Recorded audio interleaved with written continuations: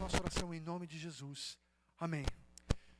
Meus irmãos, durante esse mês, como o pastor Guilherme nos inseriu aqui, nós iremos pensar sobre igreja. E não somente pensar na igreja do ponto de vista do que ela é, mas compreendendo a identidade da igreja, o que ela deve fazer. E a minha responsabilidade hoje com esse texto é pensar com os irmãos a respeito da igreja como um lugar para a gente pertencer. Todos nós estamos em busca de pertencimento, querendo ou não. Porque o pertencimento traz o que para nós? Traz uma segurança de que nós temos o nosso time, né?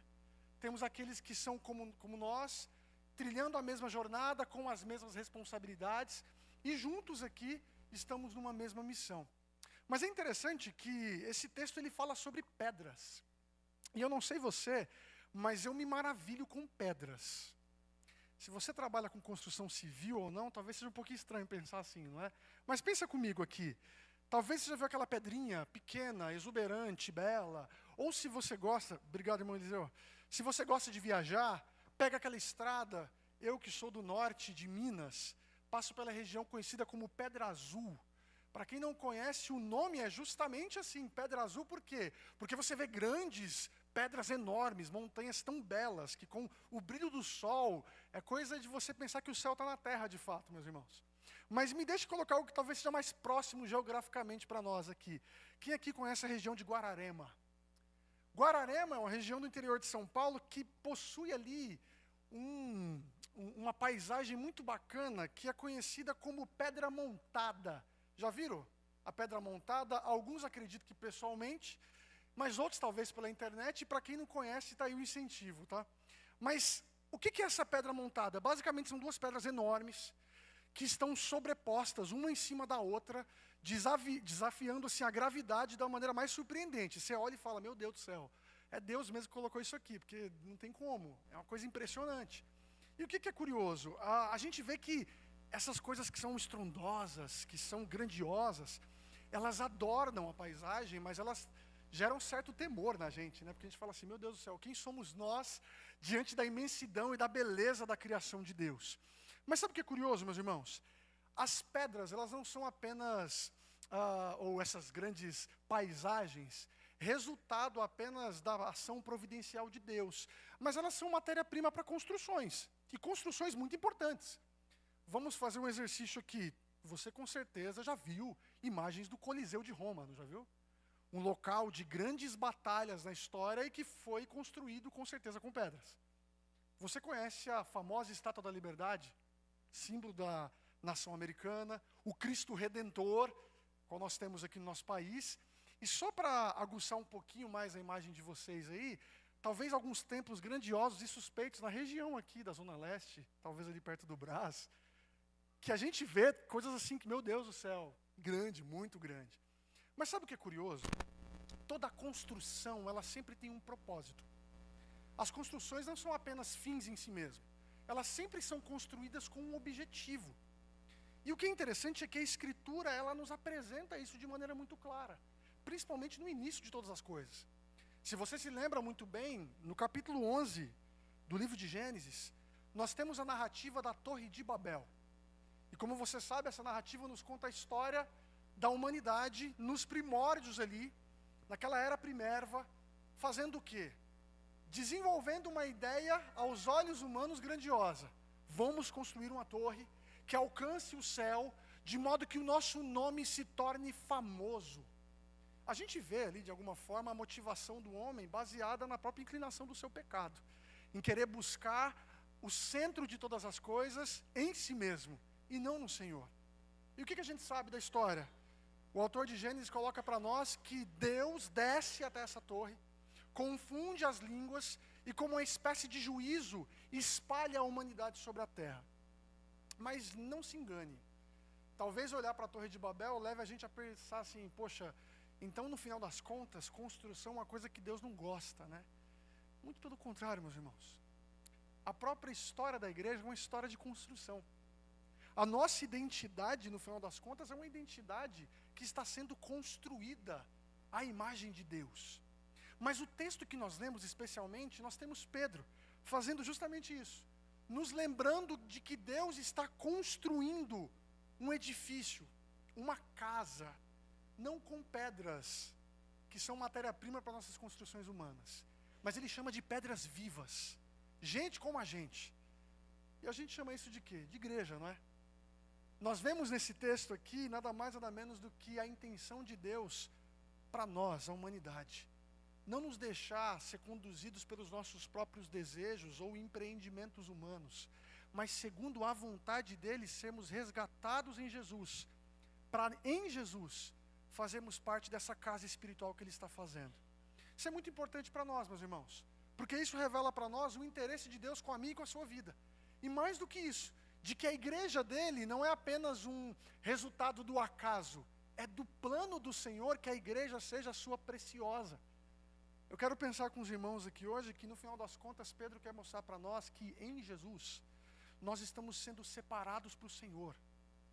Só que não somente para ficar com Ele, mas para também ser enviado em nome dEle para esse mundo. Pedro está falando tanto de identidade quanto de missão. E a gente vai pensar sobre isso, meus irmãos.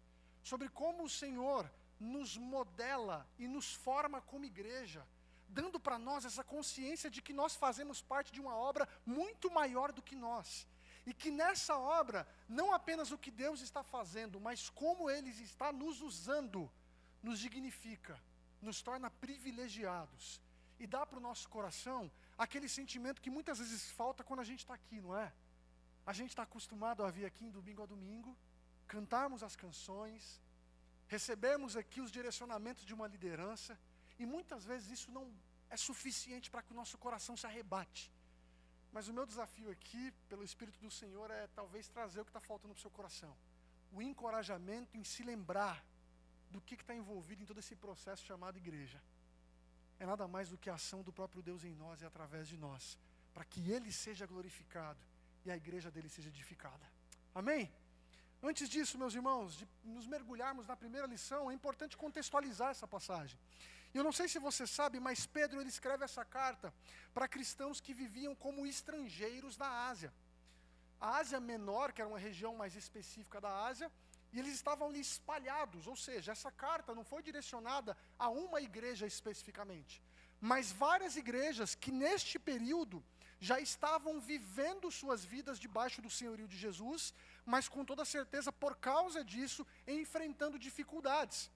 Eu não sei se você já estudou de maneira mais profunda a carta de Pedro, a primeira e a segunda carta, mas você vai ver muitos relatos de condições de sofrimento que a igreja está sofrendo nos contextos, sejam como igreja, seja como servos do seu trabalho, seja no seu ambiente familiar, e tudo isso porque confessam o nome de Jesus. Percebe que não é muito diferente da gente, né? A gente sofre muitas vezes por isso, por sermos cristãos, por professarmos a nossa fé em Jesus e lidarmos com as consequências disso. Mas o que Pedro faz? Pedro, ele pelo menos faz 3 movimentos até esse capítulo 2 que nós lemos aqui. O primeiro deles é mostrar que mesmo em meio às provações, nós temos uma viva esperança. Se você puder ver comigo, lá no verso 3 do capítulo 1, ele vai dizer assim: bendito seja o Deus e Pai de nosso Senhor Jesus Cristo, conforme a sua grande misericórdia, Ele nos regenerou para uma esperança viva, por meio da ressurreição de Jesus Cristo dentre os mortos.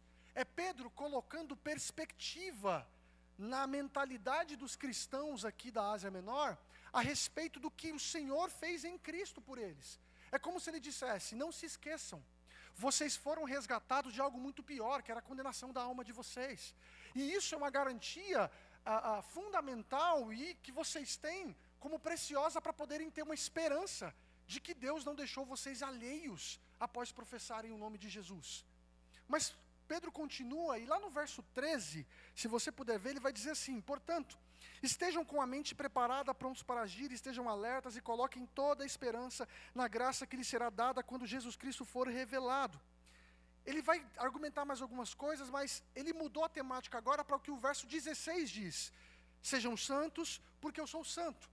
Logo, após dar esperança, Pedro passa agora a falar sobre santificação, sobre a responsabilidade que esses cristãos têm, mesmo em meio ao sofrimento. Vocês devem se ancorar na esperança do Evangelho, mas continuem a perseverar na piedade de vocês, para que vocês se tornem santos como o próprio Deus de vocês é santo. E por fim, meus irmãos, o último movimento de Pedro se encontra no verso 22 do capítulo 1, quando ele retoma aqui algo essencial para a vida de fé nossa, que é o amor.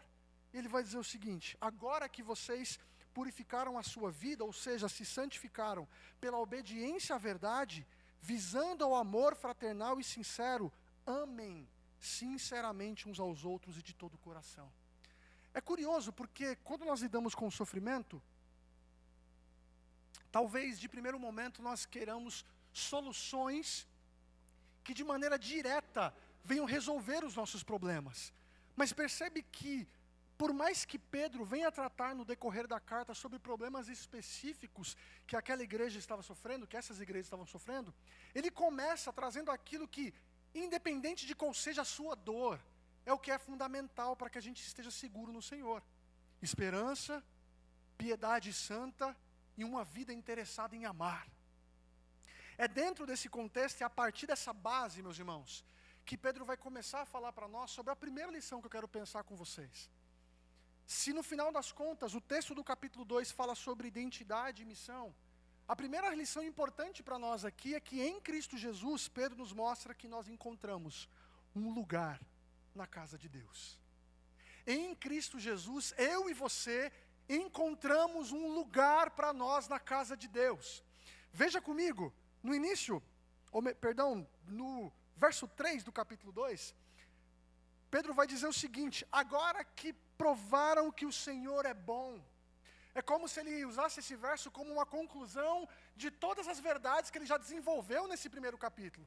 Ele está dizendo: agora que vocês provaram a bondade de Deus.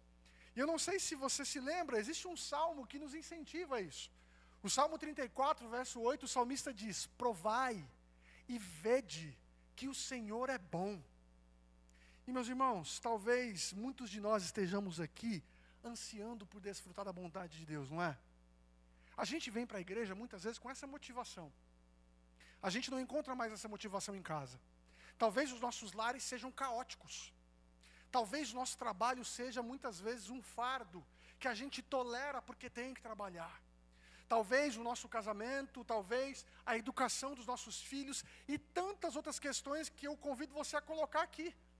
E pensar que são coisas que muitas vezes desmotivam cada um de nós e que colocam em nós uma disposição, que eu creio ser de Deus, de virmos aqui aos domingos, virmos aqui aos encontros que temos, para que a gente possa, assim, receber a bondade do Senhor sobre nós.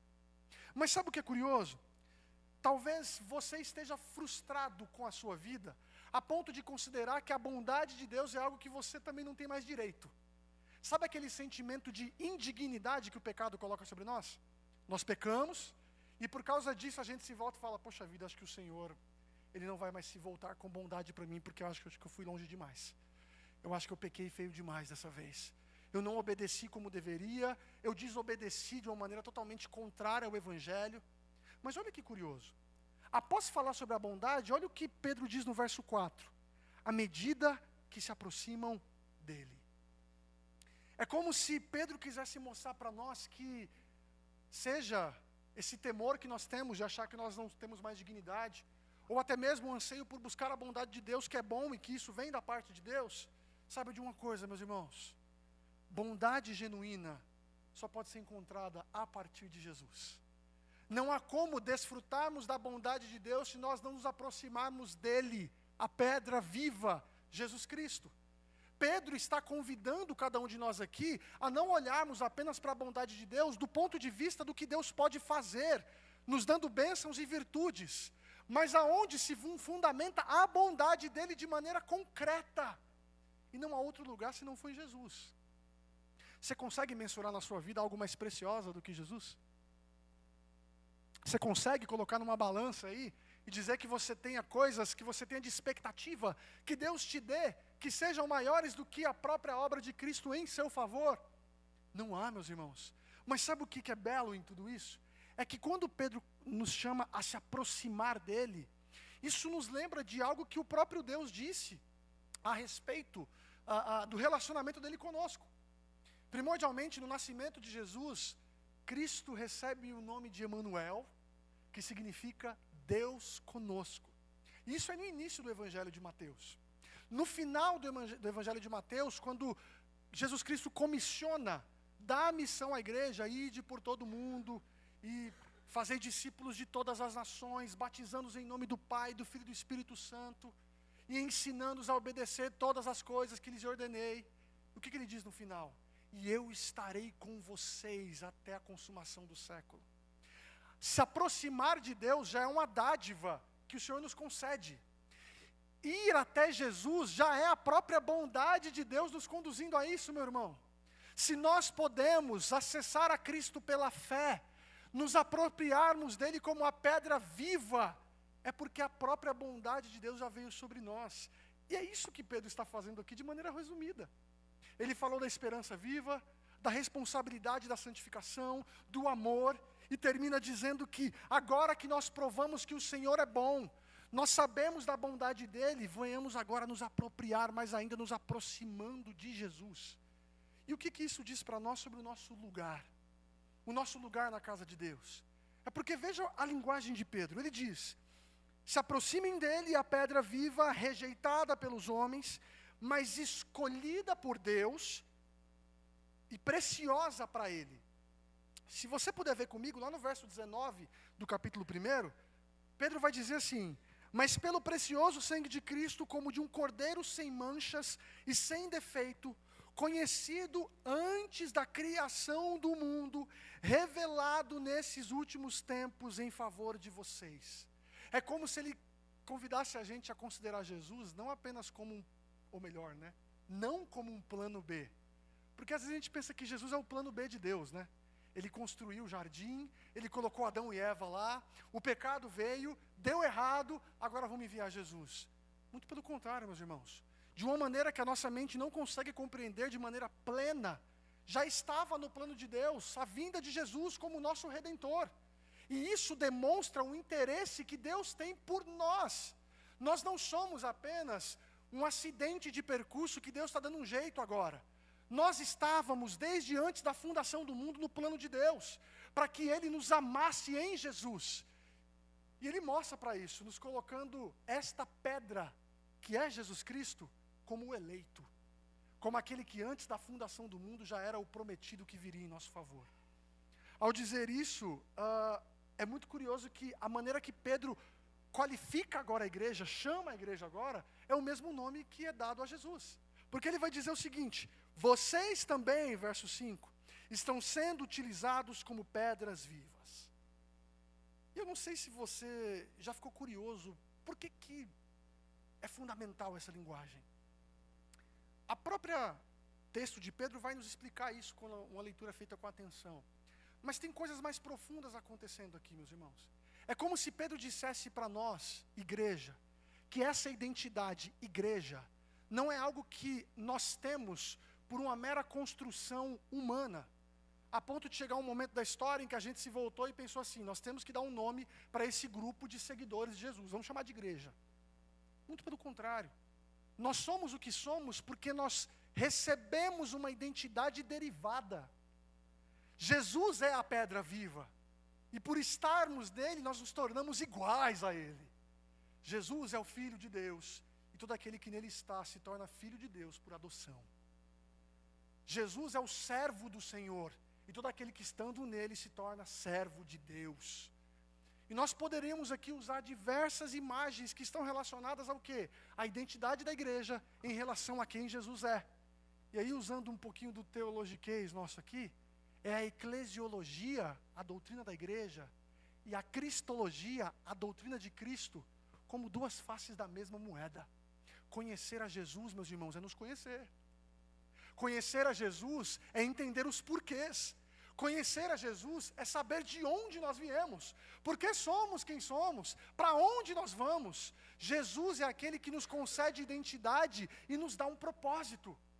Sabe aquela sensação de peixe fora d'água, quando a gente está aqui dentro e parece que as coisas não se encaixam mais na gente? Parece que a igreja não faz mais parte dessa família que o pastor tanto fala semana após semana. Meu irmão, talvez seja porque você está distante de Jesus. Talvez seja porque você está distante do seu Salvador. Talvez seja porque a fé que você professa ela não é real. E talvez hoje seja o dia que o Senhor Jesus se coloca diante de você com graça, convidando você a experimentar da bondade de Deus e se aproximar dele, a pedra viva, que os homens rejeitaram, mas para nós que cremos, é a pedra que também nos torna pedras vivas no plano de Deus. Meu irmão, isso é fundamental para mim e para a sua vida, sabe por quê? Porque não adianta a gente ter as melhores programações do mundo, não adianta a gente ter a igreja mais uau do mundo, se Jesus não estiver aqui. Não adianta a gente fazer nada que a gente tem feito como igreja, se esforçar para tudo isso, ou até queremos manter as aparências, que nós somos bons nisso também. Se Jesus não estiver, a nossa espiritualidade, ela vai ficar seca, ela vai se esfarelar, e a gente vai se afastar do Senhor. Pedro está colocando algo muito fundamental aqui. Em meio ao sofrimento que muitas vezes a gente passa, em meio às dores que a gente enfrenta muitas vezes, a gente precisa recorrer ao fundamental, meu irmão. Corre para aquilo que é o arroz com feijão da fé. Se lembre da obra de Jesus. Se lembre do favor de Jesus para com você, sua casa, seu casamento, sua família, sua igreja. É isso que mantém a igreja de pé. A vitalidade espiritual que nós precisamos para vivermos a nossa jornada como servos do Senhor é algo que é só o próprio Cristo que pode nos dar. Não é à toa, meus irmãos, que nós temos na linguagem do próprio Jesus a alegoria ali, a metáfora da videira verdadeira. Cristo é a videira verdadeira, de modo que os ramos que estão nele, esses têm vida e dão fruto.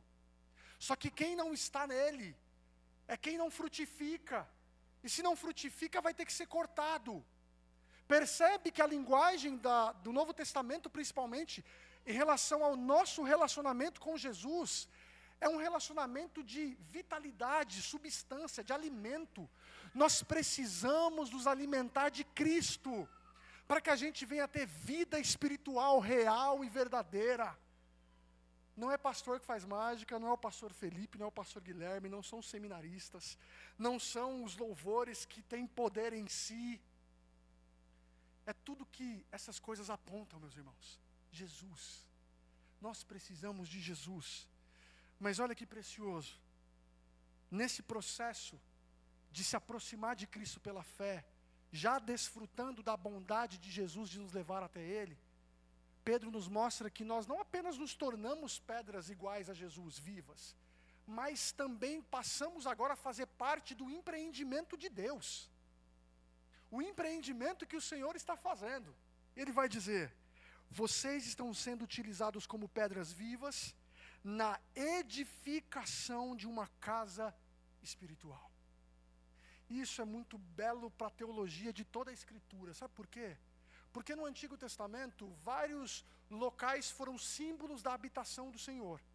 Se você lembra muito bem, o próprio jardim do Éden era uma espécie de templo cósmico, como se fosse a casa de Deus ali. Deus habitava ali. Com o passar do tempo, nós fomos vendo locais onde, à medida que Deus se apresentava, aquele que tinha um contato com o Senhor levantava um altar depois, e muitas vezes qualificava ali como um local da presença do Senhor. Talvez você se lembre de Jacó, a qual ele dá um nome para o lugar de Betel, casa de Deus. Com o passar da história, nós temos o próprio tabernáculo como esse símbolo de casa do Senhor no acampamento de Israel. E à medida que Israel ia vagando ali pelo deserto, essa tenda era desarmada e armada, e uma nuvem estava ali como um símbolo de glória, de que Deus estava presente no meio do seu povo. Com o passar do tempo, que nós temos, no período da monarquia dos reis, a construção do templo. E o templo se torna esse símbolo. É importante que os irmãos entendam que não é que Deus estava encaixotado dentro de uma coisa. Deus não habita em templos feitos por mãos humanas. Mas de maneira simbólica, era a forma pela qual Deus se revelava de maneira mais plena para o seu povo. Não era à toa que depois da construção do templo, Jerusalém se tornou esse local onde todos os judeus que estavam longe de Jerusalém iam lá pelo menos uma vez ao ano, para fazerem sacrifícios, para terem um contato com o templo. E, trazendo uma curiosidade para os irmãos, nós temos os salmos de escadaria. Conhecem esses salmos? Que são os salmos que eram cantados pelo povo a caminho de Jerusalém. E nós temos, por exemplo, uma expressão como: olho para os montes, de onde me vem o socorro. Justamente porque Jerusalém estava em um monte. E o templo estava lá. E olhar para o monte na ida a Jerusalém era ver o templo. E crer que Deus estava ali. E que ir lá era ir ter o auxílio do Senhor. Essa linguagem, meus irmãos, da casa de Deus, ela é muito forte em toda a Escritura. O grande ponto de mudança é que quando Jesus chega, os templos são destruídos. E você vai se lembrar de Jesus dizendo, destrua esse templo, eu vou construir em 3 dias. E o que Jesus está se referindo era a própria obra dele no Calvário, de morrer em nosso lugar, de ressurgir e agora formar um corpo espiritual que é a igreja. Esse templo vivo agora que somos nós. O que está acontecendo aqui é que Pedro quer convidar eu e você a lembrar disso. De que a igreja não é apenas um grupo de pessoas que são amigas. A igreja não é apenas um ajuntamento de pessoas que se gostam e que caminham há muito tempo. Não é apenas um local onde a gente está aqui e está acostumado por estar aqui e se habituou às coisas que acontecem aqui. A igreja é a casa de Deus. Mas não porque nós temos essas paredes levantadas, meus irmãos. É porque nós estamos unidos em Jesus. E à medida que nós estamos unidos a Ele, e todos aqueles que professam o nome de Cristo se unem a Ele, essa casa vai ganhando cada vez maior projeção. Ela aumenta, ela cresce. Mas sabe o que é legal de tudo isso? É que a ideia de vivas na edificação, no original, no grego, não é que nós estamos construindo, é que Deus está fazendo isso.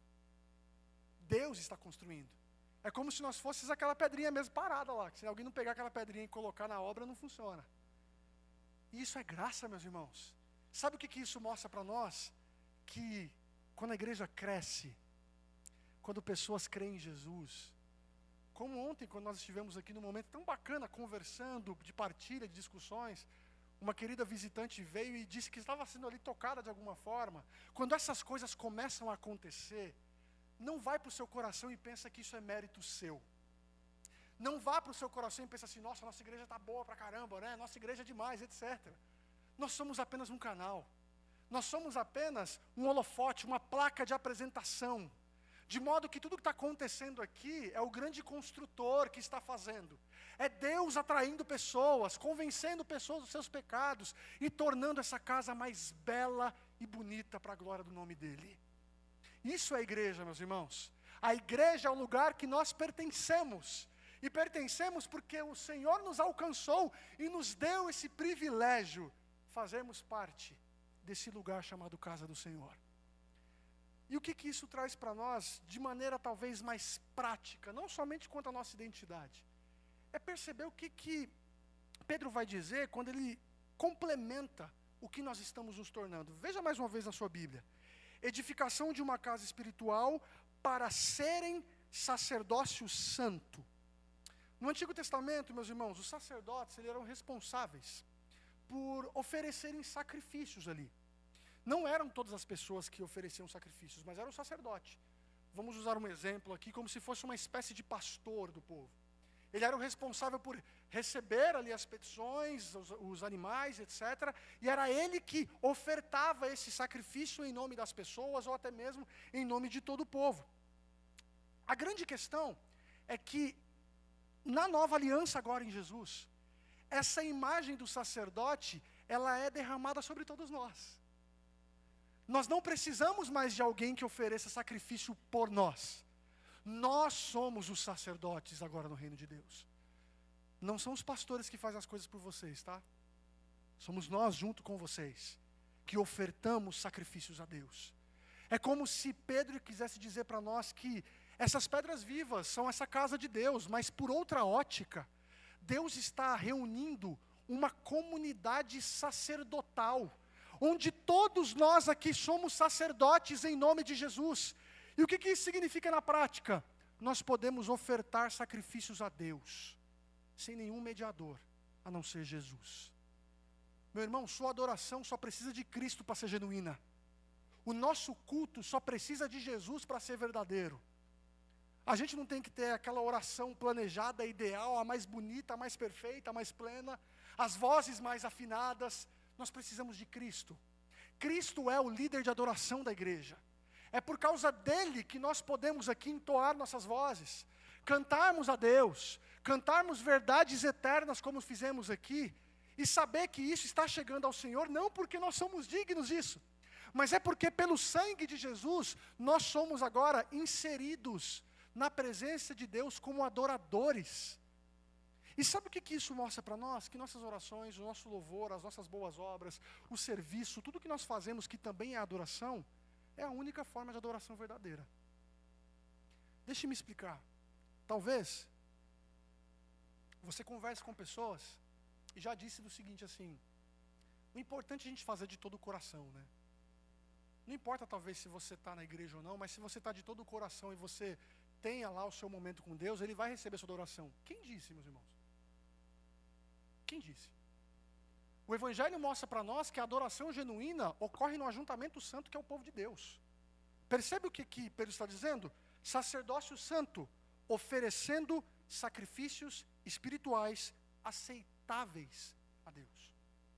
A nossa adoração só ocorre por causa de Jesus. E aonde que Jesus está? No meio do seu povo. É por isso que verdadeiros adoradores, eles não dependem da igreja para serem salvos, mas eles precisam da igreja, porque a igreja é o local onde Deus se faz presente como o nosso regente de adoração. Cristo não está regendo o mundo de adoração, gente. Cristo não está lá fora, regendo qualquer pessoa que confessa qualquer coisa, que pensa em qualquer coisa. O Senhor está conduzindo aqueles que se submetem a Ele pela fé, que creem em seu nome. No final das contas, é na comunhão da igreja que nós prestamos a adoração verdadeira. Porque é a adoração que é fundamentada em Cristo, que é a pedra angular, que é essa pedra viva. Percebe a linguagem de Jesus também é uma pedra nessa construção. Logo, a adoração genuína que essa casa espiritual concede agora, como essa comunidade de adoradores, só pode ser feita porque Ele está aqui. Isso tem que trazer para nós uma gratidão muito grande no nosso coração. Sabe por quê, meu irmão? A igreja é um presente para o seu culto. A igreja é um presente para você. A igreja é um local onde, se não fosse ela aqui, você não estaria nesse ajuntamento adorando com ninguém mais. Porque é aqui, nessa comunidade de pecadores, de pessoas falhas, de pessoas que muitas vezes não conseguem da melhor maneira se apresentar ao Senhor, que por causa de Jesus, nós podemos adorar verdadeiramente. Mas me deixe colocar uma segunda lição. Se a primeira lição é que em Cristo nós temos um lugar aqui, e esse lugar é um lugar nessa construção que é a igreja, a segunda lição, meus irmãos, é que essa construção ela tem um firme fundamento. Ela não vai cair não, tá? A igreja não vai perder. Grava isso, a igreja não vai perder. Se por vontade de Deus vier um próximo Papa, por alguma razão, não fica com medo dele acabar com a sua vida sendo anticristo não, tá? A igreja não vai perder, gente, a igreja é de Jesus. Olha o que Pedro continua dizendo para nós. Pois assim é dito na Escritura, ele vai justificar tudo que ele falou sobre pedra viva, sacerdócio, etc. Ele diz: eis que ponho em Sião uma pedra angular, escolhida e preciosa, e aquele que nela confia jamais será envergonhado. O grande ponto aqui é que Pedro agora vai começar a justificar o que significa Jesus ser esse eleito, essa pedra viva, esse fundamento agora. E ele vai se lembrar de 3 textos do Antigo Testamento. A sua Bíblia vai dizer isso lá no rodapézinho dela. Ele vai se lembrar de Isaías capítulo 26, ele vai se lembrar de Salmo 118, e ele vai se lembrar de Isaías 8, aonde essa linguagem da pedra, do fundamento de uma construção, são referenciadas a uma promessa que Deus tem para o povo dele. O que no final das contas Pedro está dizendo? Ele está colocando para nós, meus irmãos, que essas promessas feitas por Isaías, essas promessas que o próprio Salmo apontava para nós, elas ganharam cumprimento em Jesus. Quando Jesus apareceu, realizou a sua obra, essas promessas de uma pedra que seria o fundamento de um grande projeto, encontraram ali o seu cumprimento. Jesus é essa pedra. Só que é um grande ponto aqui. Essa pedra, ela exige uma resposta. E se você puder ver, no verso que nós lemos, o 6, o texto de Isaías diz que aquele que nela confia jamais será rejeitado. Mas lá no verso 7, o texto vai dizer que alguns rejeitaram, alguns construtores rejeitaram, e essa pedra tornou-se o quê? Pedra de tropeço e rocha que faz cair. O que isso traz para nós aqui no final das contas? O primeiro ponto, acho que fundamental para nós aqui, é pensar que há uma diferença entre o fundamento da nossa jornada. E talvez isso não seja uma coisa que seja evidente de cara na nossa piedade. Talvez as nossas irmãs aqui, os que são bons batistas, vão lembrar, né? Não, construa sua casa na areia. Lembram disso? Vocês lembram, né? Para quem não lembra, tem que fazer o dever de casa do manual do bom batista, tá? Brincadeiras à parte, meus irmãos. Essa canção que nós cantamos para as crianças, ela se baseia no texto de Mateus 7, onde Cristo, ao finalizar o Sermão do Monte, vai dizer que aquele que ouve suas palavras e as pratica é como alguém que é prudente e construiu a casa sobre uma rocha. Vieram as tempestades, transbordaram os rios e aquela casa se manteve de pé. Porém, aquele que ouve as minhas palavras e as rejeita é como alguém que construiu a sua casa sobre a areia. E a imagem não é a imagem de alguém que está em cima de uma pedra assim, depois uma areia, não. Você olha, está todo mundo na areia. O ponto é o fundamento. A casa sobre a rocha tem fundamento na rocha. A sobre a areia não tem fundamento. E o que acontece? Vêm as tempestades, transbordam os rios, e Jesus diz, grande será a sua ruína. Pedro está trazendo essa mesma linguagem, agora de maneira mais específica, se referenciando a Jesus. Ele está colocando primeiramente para nós que, para quem crê em Cristo, que é essa pedra preciosa, nós temos agora aí a base para a nossa salvação, para a nossa vida. Nós não seremos envergonhados no grande dia. Você não será constrangido, apesar dos seus pecados. Sabe por quê? Porque Cristo é o fundamento da sua vida, se você de fato tem Ele como fundamento. Não só isso, meus irmãos, mas o ponto aqui é que nós estamos sendo edificados, e essa ideia de edificação traz um contraponto a uma outra forma de edificação. Porque se o texto coloca para nós aqui, no verso 7, que os construtores rejeitaram, é porque de alguma forma existem outras construções que podem ser feitas, que não seja a construção dessa casa espiritual. E que construção que é essa? Qualquer construção humana, meu irmão, que Jesus não esteja nela. De uma maneira específica, esse texto se aplicou aos judeus que rejeitaram Jesus, que por inveja fizeram toda a perseguição que fizeram ao nosso mestre, obviamente debaixo da vontade dele, mas fizeram isso. E o fato de fazerem isso trouxe juízo sobre a vida deles, porque eles rejeitaram a pedra angular, Jesus Cristo. E esta pedra angular se tornou pedra de tropeço. Sabe o que isso significa para nós? Tem gente que pensa que, eu não quero saber de Jesus, é Jesus para lá e eu para cá. Não tem como dizer isso para o Rei dos Reis, Senhor dos Senhores. Para quem é rei do universo, meu irmão, não tem como você virar as costas, ele é rei do universo. Você está no universo que é dele. Como é que fica? Num universo que é dele, você querer rejeitá-lo e viver como você bem quer? Rejeitar ao Senhor é se colocar contra Ele.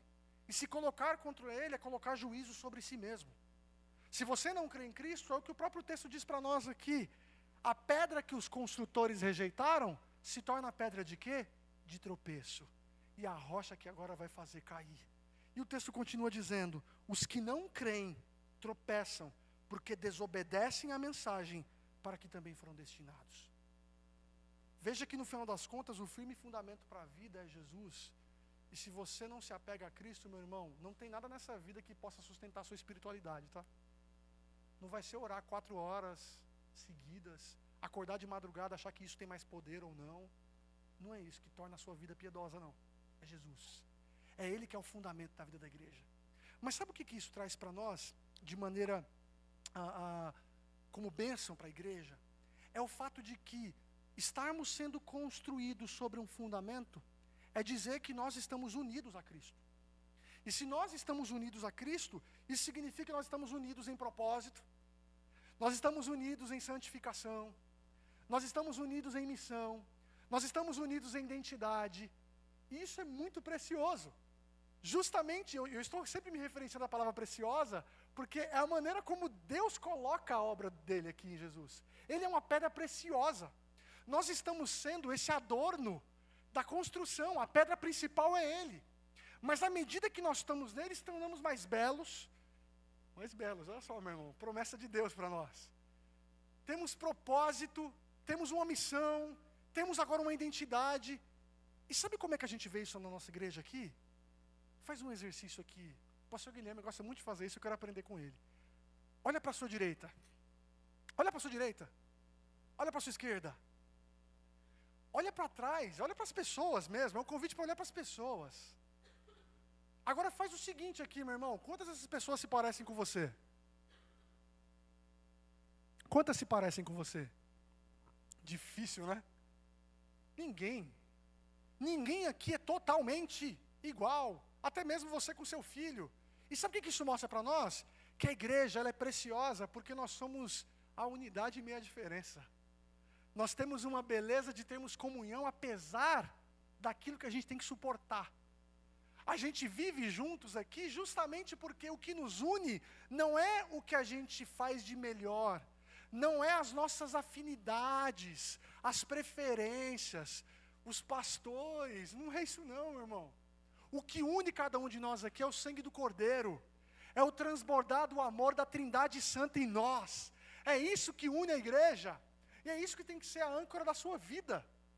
Sabe quando o seu irmãozinho, aquele que às vezes você sai daqui, talvez até os pastores da igreja, acontece muitas vezes. Você sai daqui com o olho assim, torcendo o nariz, etc. Poxa vida, o pastor é complicado, meu líder é complicado, minha liderança é complicada, meus irmãos são complicados. Meu irmão, essas são as pessoas que Deus te deu. Essas são as pessoas que Deus escolheu para caminhar com você. Mas saiba de uma coisa, apesar delas, e eu vou dizer mais, apesar de você, nós temos um fundamento que nos mantém como essa construção ainda de pé e sendo construída de maneira bela, porque à medida que a gente vence as nossas diferenças, nós proclamamos a vitória do Cordeiro. A igreja é um lugar para a gente pertencer, porque a gente encontra lugar nosso aqui, e esse lugar é um lugar que ele nunca vai desmoronar, porque tem o Senhor como fundamento, Jesus Cristo. Meu irmão, minha última lição, e talvez uma lição muito pertinente para a gente pensar sobre a identidade da igreja. Eu disse no início que pensar sobre o nosso pertencimento, do que você faz parte, também aponta para o que você deve fazer.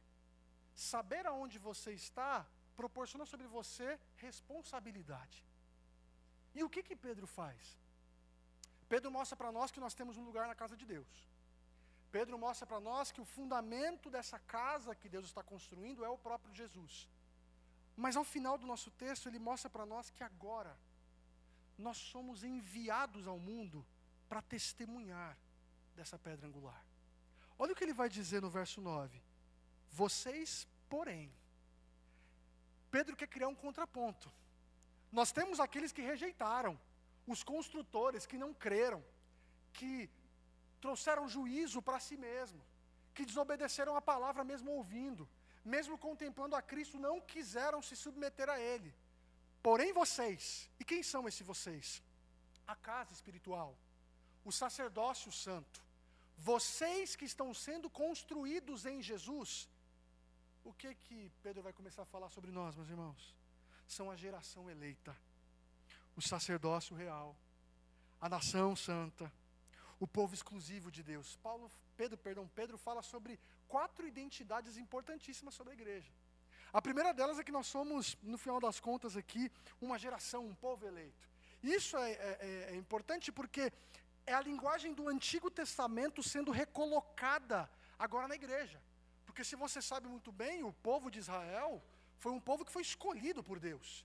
E era o pior que tinha lá, o mais fraco, que não tinha nada para oferecer, que não tinha dignidade nenhuma, um bando de camponeses que trabalhava com agricultura, mas Deus falou, são esses que eu quero que sejam o meu povo. Nada diferente de nós, meus irmãos. Quem somos nós na fila do pão? Quem somos nós na jornada dessa vida aqui? Nada. Mas Deus assim nos quer. Deus nos deseja como dele. Ele quer que a gente seja dele, seu povo exclusivo. Isso já mostra para nós graça e amor da parte de Deus. Mas ele tem uma segunda qualificação, que é esse sacerdócio real. E aqui traz uma linguagem lá de Êxodo 19, quando o povo é chamado para ser o povo de Deus, a nação sacerdotal, que agora vai cumprir os 10 mandamentos, e à medida que faz isso, vai demonstrar o caráter de Deus, a obra de Deus, a existência de Deus, a beleza de Deus para os demais povos. O evangelismo do Antigo Testamento não é pregar de porta em porta, é viver de modo santo, é viver segundo o caráter de Deus. O que Pedro faz? Ele pega essa linguagem e coloca em nós. Nós somos esse sacerdócio real. E por que real? Porque a linguagem da realeza é a linguagem que Deus traz para nós. Homens e mulheres feitos à imagem dele são chamados à glória. São chamados à glória. Mas antes que você se apresse, não é aquela glória que talvez alguns pastores aí afora levantam para nós. Não é essa não, meu irmão. É a glória de viver como imagem e semelhança do Senhor. Lembra do Salmo 8? Fizeste as coisas mais belas, e o que é o homem? Para que dele te importes, e o filho do homem, e tudo mais. Mas o coroastes de glória. É Deus falando que o ser humano, mesmo pequenino, recebeu um privilégio. Ser aquele que em nome de Deus governa esse mundo. Nós somos essa nação sacerdotal, que governamos esse mundo à medida que nós evidenciamos que o reino de Deus chegou. E como que nós fazemos isso, meus irmãos? À medida que nós vivemos como Jesus assim viveu, como um bem-aventurado, humilde, manso, pacificador, alguém que demonstrava de fato o caráter de Deus à medida que amava aqueles que não são, amava aqueles que nada tinham. É nessa vocação que Deus coloca nós como igreja. Nós cantamos aqui, meus irmãos, que o Senhor nos chamou para sermos a igreja que sai para esse mundo para pregar a palavra. Só que a gente pensa muitas vezes na nossa missão em termos de apenas dizer alguma coisa, sendo que o ponto é que nós devemos encarnar a nossa mensagem, encarnar essa identidade de maneira efetiva em nossos relacionamentos, seja aqui dentro como também lá fora. E aí entra talvez a razão porque você não encontra, muitas vezes, a justificativa ideal para você servir aqui. Ela está aqui, ó. Sabe por que você tem que servir nessa igreja? Porque você é uma geração eleita, um sacerdócio real, um povo santo, um povo que é chamado para piedade. Você tem que ofertar sacrifícios espirituais a Deus. Isso só pode ser feito aqui. A primeira família pela qual você deve dispensar seus dons, seus talentos, a disposição da sua vida é aqui. Porque não se espante com isso. O significado que talvez você esteja buscando para a sua vida, sabe quando os problemas vêm e falta aquele sentido, a motivação para continuar vivendo? A gente encontra isso no serviço ao Senhor, meus irmãos. Porque é Ele que nos reposiciona para aquilo que a gente foi criado para ser e para fazer. A igreja é o começo daquilo que Deus quer fazer em todo mundo, quando Jesus voltar. Nós já estamos aqui antecipando isso, numa espécie de QG de treinamento aqui. A gente treina amor, a gente treina serviço, a gente treina a mensagem do Evangelho, a gente treina a humildade e todas as virtudes que você sabe que Deus espera que você viva e cumpra. Nós treinamos aqui. É aqui que o seu coração tem que ser lapidado para viver como povo santo, porque Deus é santo, você também tem que viver como santo. Só que olha só, ele vai dizer no final que nós somos um povo exclusivo. E essa linguagem do povo exclusivo, ela é muito bonita na linguagem dos profetas. Principalmente quando Jeremias vai dizer para nós que nós somos povo de Deus, mas Deus é nossa porção. A gente fala que a gente é do Senhor, não é? Só que a gente se esquece de se lembrar que Deus também é nosso. Deus é nosso. Há uma dimensão que a igreja possui de relacionamento com o Senhor, de vida com Deus, que muitas vezes nós estamos virando as costas, meus irmãos. A nossa desobediência não se dá quando a gente comete os pecados, que a gente tem aquela lista em casa de, poxa, eu fiz isso aqui, eu não posso fazer mais. Acontece também na indiferença quando a gente entra aqui e diz que é a igreja que nós amamos, mas não amamos essa igreja. Porque a nossa vida muitas vezes não corresponde a isso. A igreja é o lugar que a gente pertence. Se é o lugar que a gente pertence, se é onde nós temos a nossa identidade, é onde eu e você também temos vocação e missão, responsabilidade, dever. Só que em tudo isso, e para que tudo isso no final das contas? Pedro quer no final das contas trazer para nós que a gente tem que se preocupar com a nossa identidade, com quem nós somos, para que nessa jornada como casa espiritual de Deus, ele diz, para anunciar as grandezas daquele que os chamou das trevas para a sua maravilhosa luz. Sabe o que Pedro quer dizer por anunciar grandeza? A ideia aqui no original é fama. É como se você fosse falar sobre a fama de alguém. E quando você fala sobre a fama de alguém, você conta os feitos, né? Essa pessoa é muito famosa, você não sabe? Ela fez isso. Só que um ponto fundamental de Pedro aqui é que ele diz assim, anunciar as grandezas daquele que os chamou das trevas para a sua maravilhosa luz. É é como se ele convidasse a gente a contar nossa própria história, como um argumento a respeito da fama de Deus. Olhar para a igreja e saber que a igreja é um local onde nós pertencemos, é nunca se esquecer o que nós éramos antes de ser essa casa do Senhor. Nós éramos mortos em delitos e pecados. Nós éramos aqueles que viviam na desobediência, seguindo a presente ordem de Satanás. Nós éramos aqueles, meus irmãos, que vivíamos para nós mesmos, que construíamos torres, colocando o nosso nome e chamando de Babel. Nós éramos aqueles que rejeitavam o Senhor e que construíamos os nossos próprios ídolos e deuses. Mas apesar disso, a graça do Senhor veio até nós, nos convenceu dos nossos pecados, nos trouxe para próximo de Jesus, essa pedra viva e verdadeira, e nos construiu agora como povo dele.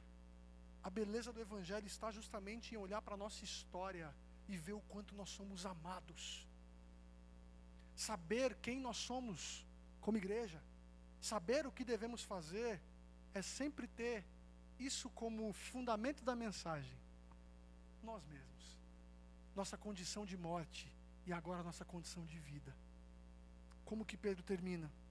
Antes vocês nem sequer eram povo, mas agora são povo de Deus. Não haviam recebido misericórdia, mas agora receberam. A igreja, ela proclama o Senhor ao ser igreja. Sabe qual é o maior exercício de missão e testemunho da igreja? Ser igreja. Sabe qual é a melhor maneira de nós podermos proclamar ao mundo que Cristo vive? Sendo igreja. Sabe como nós evidenciamos a bondade de Deus que nós desfrutamos? Sendo igreja. A igreja, meus irmãos, alguns teólogos dizem de uma maneira um tanto quanto bela, que a igreja é um manifesto de Deus para o mundo. É Deus colocando diante do mundo, acusando o mundo, colocando nós como um argumento. É Deus colocando que o reino de Deus, que o reino dele chegou, como se nós fôssemos uma bandeira, aonde a igreja é colocada, Deus diz: esse local é meu, essas pessoas são minhas, e agora o meu reino está chegando, e à medida que pessoas se convertem, esse reino cada vez mais se expande. Essa é a mensagem do Evangelho. É para isso que o Senhor nos chamou, é para isso que nós estamos aqui. Um encorajamento para os irmãos do final desse sermão nada mais é do que olhar para a nossa história como uma história de privilegiados que agora são proclamadores. Nós somos pessoas que pertencemos a algo muito maior do que nós, e isso é dádiva de Deus. A igreja é um presente, meu irmão. A igreja é um presente. Saia daqui com essa frase na sua cabeça. A igreja é um presente para a sua vida. Deus te deu essa igreja como um presente, para que a sua jornada possa ser aperfeiçoada e para que você viva verdadeiramente para a glória dele. Em Cristo nós somos separados para o Senhor. E no final de tudo isso, ao entendermos quem somos, nós, semana após semana, somos enviados em nome dele ao mundo. No final das contas, Pedro quer mostrar para nós que nós temos aqui o Senhor como nosso ajudador, o Senhor como nosso fundamento, o Senhor como a nossa mensagem, o Senhor como a nossa razão de viver, o Senhor como a nossa videira verdadeira. É aquilo que Paulo diz na carta aos Colossenses, quando ele fala sobre, após a obra do Evangelho, qual que é o propósito de Deus. Paulo diz o seguinte: é para que Cristo seja tudo e esteja em todos. Que essa seja, meus irmãos, os fundamentos da nossa identidade e da nossa missão como igreja. Você tem um lugar, viu? Um lugar. E esse lugar, se ainda não é seu de alguma forma, saiba que a única que você pode ter para poder alcançar é depositando sua confiança em Jesus. Amém? Abaixe a sua cabeça e vamos orar. Pai Todo-Poderoso, obrigado, Senhor. Obrigado pela Tua palavra que é viva, poderosa, eficaz e que nos transforma sempre de dentro para fora. Nunca apenas pelo nosso esforço de querer mudar, mas é sempre pela ação sobrenatural do Senhor. Mas obrigado, Senhor, por nos lembrar quem nós somos. Nós somos a casa do Senhor. Nós somos, ó Pai, o povo que o adora. Essa comunidade de adoradores que adoram em espírito e em verdade porque estão em Jesus. Nós agradecemos ao Senhor, ó Pai, porque nós temos o Senhor Jesus Cristo como nosso fundamento, de modo que nós não podemos ser abalados de maneira nenhuma. A nossa vida é inabalável. Faça qualquer tipo de levante qualquer tipo de ação maligna, seja qualquer potestade ou principado que se volte contra a tua igreja. Nós permanecemos de pé porque o Senhor é por nós, e isso é evidente por Cristo Jesus. Mas o Senhor nos chama, Pai, não somente para reconhecermos quem nós somos, mas para agora assumirmos a nossa responsabilidade de vivermos em Teu nome, para a Tua honra e para a Tua glória. Por isso, realiza essa obra aqui na PIBVG, Pai. Abençoe nossas vidas e pelo Teu Espírito nos conduza a sermos arautos da Sua mensagem, pessoas que vivem em gratidão por serem quem são em Jesus e que corajosamente vivem como testemunhas em Seu nome nesse mundo. Que a Tua graça, Pai, nos capacite e que o Teu Espírito nos conduza de glória em glória, de fé em fé, até que o Senhor venha. Em nome de Jesus nós oramos. Amém. Deus abençoe, meus irmãos. E é no meio